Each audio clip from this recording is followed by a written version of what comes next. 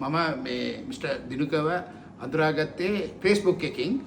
මගේ යාළුවෙක් මෙයාගේ කන්ටැක්ට් නම්බර් එක දුන්නා. ඊට පස්සේ මම ඉමීඩියට්ලි මෙයාව කන්ටැක්ට් කරලා මගේ සීය අංකල් සීය ටීවී එක ඩිස්ප්ලේ කරලා තිබ්බ අලුත් එකක්.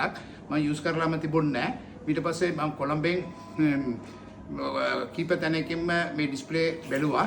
කොහෙවත් නැහැ. ඊට පස්සේ මිස දනුකව කන්ටැක්ට් කරලා එයා මට ඕක මාසෙකින් මේ එයා ගාව අතේ නැහැ කියලා සීයේ එකේ ඩිස්ප්ලේ එකක් මේ ගන්න පුළුවන් කියලා මට මේ මගේ මේ බලාපොරොත්තු ඉටු කරලා දෙන්න පුළුවන් කියලා කිව්වා.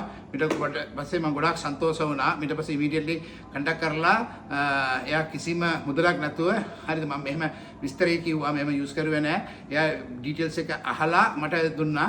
එයා මගේ කිසිම මුදලක් මේ බලාපොරොත්තු ඇඩ්වාන්ස් එකක් නැතුව ඔයා දාලාම දෙන්නම් කියලා කියපු වෙලාවටම ලස්සනට වැඩේ කරලා දුන්නා.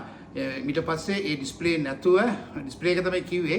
නමුත් ඩිස්ප්ලේ එක හයි කරාට පස්සේ ආපහු වැඩ කරුවේ නැහැ. ඊට පස්සේ තව මොනද යුනිට් එකක් එයාට අදාළත් නැහැ. නමුත් ඒ යුනිට් එකත් එක්ක එයා දාලා මට ලස්සනට වැඩේ මම හිතපුවට වැඩියේ 100% සැටිස් එකේ වැඩේ කරලා දුන්නා. ගොඩාක් ස්තුතියි ටීවී දෙනකට.